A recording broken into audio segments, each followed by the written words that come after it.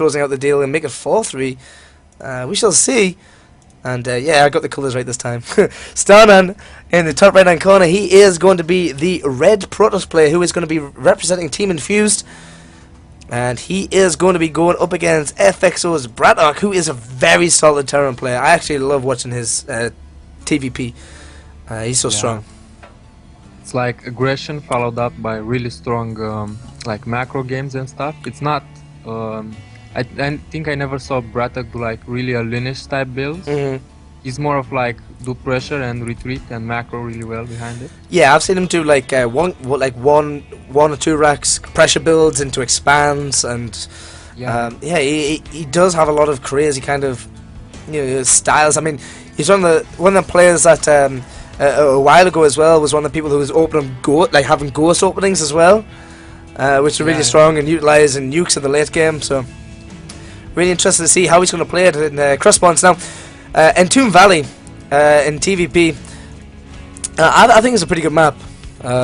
It's pretty even, I'd say. You can get your third and fourth bases pretty easy for both races. It's not too hard, but I guess the only problem is for someone like a Terran is it's hard to do a lot of drop harass because you can't really get behind the into the main, because look how close the second and the third base is towards the edge of the map, for example, so you can't really get your medevacs around. But that's the only real thing. Yeah, and I mean, I don't know, I like this map a lot for Protoss. I don't know why Terran would choose it too much, because, I mean, really, if you want to stay really passive, there are better maps. Yeah. Maybe they just got played. I think this map favors Protoss a lot, not worrying about that 2 medevac push. You can cut corners a lot. We've seen a lot of Protoss go double forge into Colossus and like really cutting stalkers and getting the third base. So we've seen something interesting from a North American player this map. He gets like 4 gates, a third base and fast Templars. Yeah. And he calls like 2 medevac pushes. That was really interesting. Oh, okay. But again, we saw from Ring King something really awesome as well, and Puma also. They get 2 medevacs, a lot of Marines, and they push directly to the front. Yeah. Like, they don't go for the drops or anything, like split drop harass. They go directly for the front. And we see BratOK, man, staying with his roots, going for the 2 racks opening. Yeah, very strong. I love this opening. It's actually only got 2 on gas. It's a little interesting. Normally I say it with 3 on gas, but I do kind of understand why you do that, because when you do get 3 on gas, you do kind of have that little excess gas for a little while that you don't really need. So I do actually like this, and he is just going straight up to a 2 racks pressure. So it's interesting to see how he's gonna do this, because I watched a lot of streams. I do a lot of research into different kind of openings, and one opening, which is a 2 racks TVP, is exactly this. You get the combat shields, but sometimes you get I've seen people go for 3 marauders. People like 4GG like to wait for 3 marauders before pushing. Some people like to wait for 1 marauder before pushing. With this long map, I'm not too sure which is the strongest. Maybe the earlier one, or even maybe the delayed one. I'm not too sure. Yeah, I mean, I've seen people like when they go like combat shield or fast team, they go like for 3 marauders. Yeah. But if they go fast concussive, I mean, pushing with 2 marauders, it can be really strong, because that shellman can catch the stalkers or the sentries if they're not well positioned. So I mean, Star going 3 gates and expand. Just a thing to note, Star had 2 probes in gas for some time also. He now has 3. So maybe he was like, he wanted the faster Nexus and stuff. But here comes the push. It seems like some SCVs also come, so... Yep. This is pretty normal, but he hasn't actually waited for the third marauder. The third marauder just popped now, so he's going to be a little bit late. But BratOK tried his best to hide the marauders and not give them away. But that probe, I think that probe did. Smart. Yeah, but I think the probe actually did spot them. But look, Starnan knows he can't do anything about this, and he has just kind of sat up on top of his ramp for now. But now he's whopping in a couple of zealots, and I guess he's feeling a little bit braver. I'm not too sure if this is the right choice, because if these SCVs get in the right spot, and then Starnan's in a lot of trouble. But Starnan has kind of just backed off towards the bottom right here. I think it looks pretty good for Star. With some probes and 3 warp gates, he should be fine holding this. He doesn't need to lose too many probes.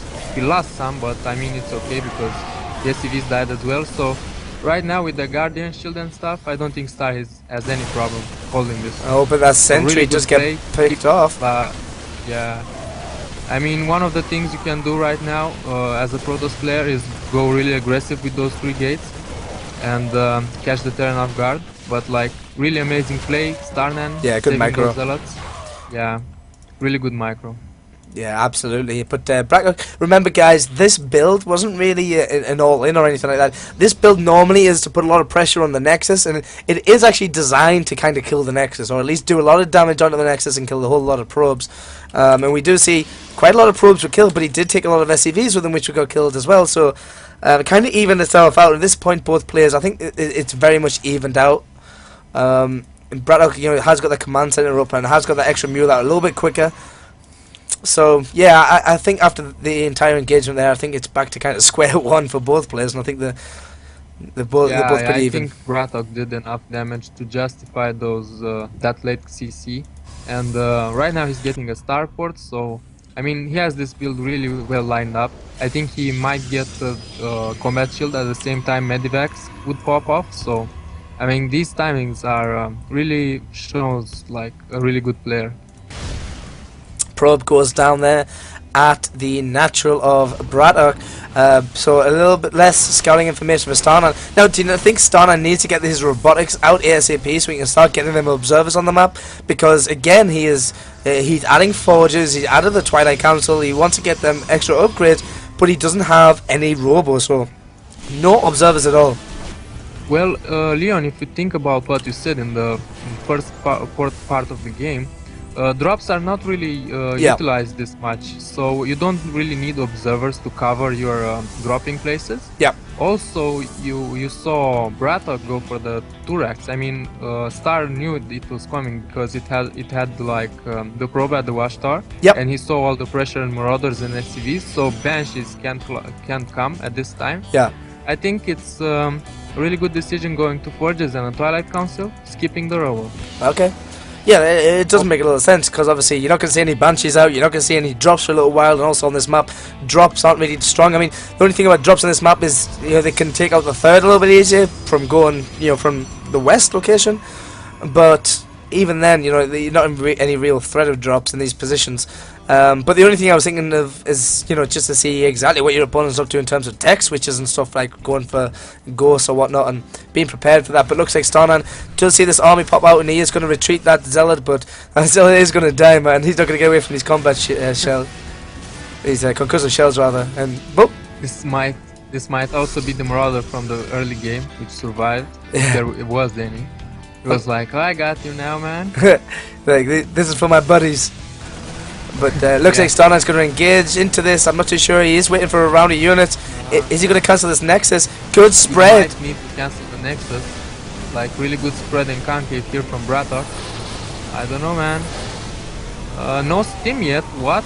No, BratOK didn't steam. Yeah. What happened there? Now he's stimming.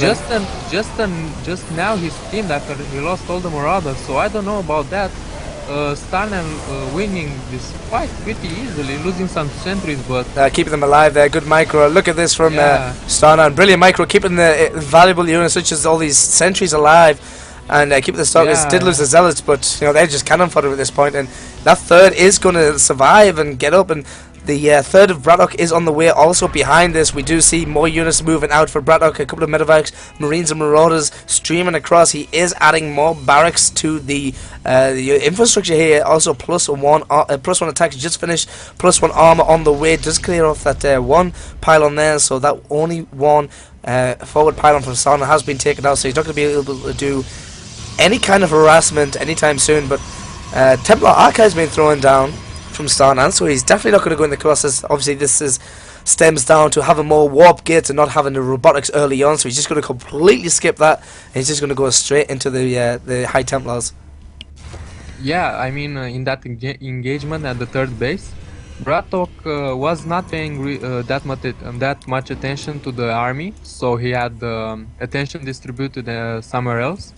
So that with the combination of not steaming those units, man, and A-moving and making like more SCVs and stuff, made Starnan defend that attack pretty easily. So I mean, Starnan has the sentries right now. He has the guardian shields.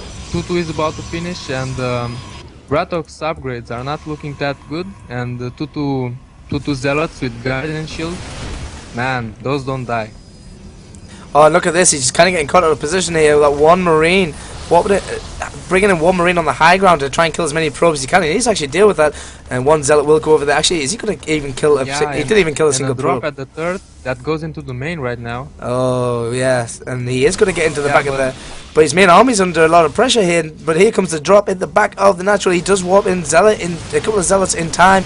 They will just get... They will melt immediately, though. There goes a big stim. Zealous actually take out a couple of Marines before he dies, which is a little interesting. He does take off a couple of probes. Son, what you doing with your probes, man? That's not the right rally path you wanted to take. And he's going to lose quite a bit here. This drop doing a lot of damage. And he's going to move into the third at the same time, but I think Starnan is in a decent position to deal with this. 4th CC going up for BratOK. He's doing really good pressure right now, making Starnan lose a bit of focus. So you see that Starnan has 56 probes, so he lost a lot of probes to the 72 SCVs of BratOK. This might be the time in which BratOK needs to stop making SCVs and sacrifice some when he gets that 4th CC. It depends if he wants to have a planetary or an orbital right there. He can drop a lot of mules and make his army a lot stronger. Upgrades though, Starnan is at 2-2, not getting 3-3 yet, and BratOK still on 1-1. Yeah, and they're going to play an absolute pivotal part, and we see a whole bunch of Archons being morphed in. He's not even going for the Storms, he's just going to go, right, I'm going to go for these Archons because there's no Ghosts out yet. We do see the Mobius Reactor is underway to being researched. Yeah, and a proxy pylon right here, like Starnan might be thinking of attacking, and if he attacks before 2-2 is done, he has a good chance, but Tom Valley is a really bad map for attacking in this kind of places. Yeah. So, I mean, it's really a lot of chokes and stuff. It might not be the best build for this map, you're gonna see. Like, if he force fields from the back and the Zealot, right, from down that place, and the Zealots can go up, it could be good, but yeah, here goes the supply depot, a great wall from yeah, that's a really good wall. I was just looking at that. He's gonna be kited all the way around this orbital command as well. Then Zealot's not gonna be able to do absolutely anything. So yeah, BratOK's having really good placement there, and that's exactly what he needs. But behind this, look how smart Starnan is, just adding a 4th, realizing the entire army of BratOK is here, and he can't actually move it anywhere else for the fear of dying. Oh wow, huge EMP on a lot of Zealots, like draining a lot of those shields. Yep. But BratOK still doesn't want to engage that yet. The armor upgrade is not yet finished. Since he's going up right now, missing EMP, spinning up some units, killing that sentry. Yep. A lot of scans. So Starnan is picking a fight right here. Armor is still not done from BratOK. And this is a huge engagement. Starnan is really going up ahead in this fight. A lot of feedbacks on the medivacs. Wow, Starnan is destroying this army. He needs another Guardian Shield, there it goes. Like, BratOK really messed that up a bit and lost a lot of units. And he was losing that 4th CC right now. Archon getting picked off. Oh, he just keeps the Archon alive. It had 6 health left on his shields, so it had 16 HP left in total, and that's an expensive unit, so keeping that alive is a huge plus for Starnan there. Is warping in a whole bunch of High Templars. Storm has been researched, but they just don't have the energy right now, and look at Starnan has added that 4th base, but BratOK did add kind of a 5th behind it. I want to say a 5th, but it will act as his 4th now. He's floating it off to the kind of, you know, high ground concealed base with the 2 destructible rocks here, and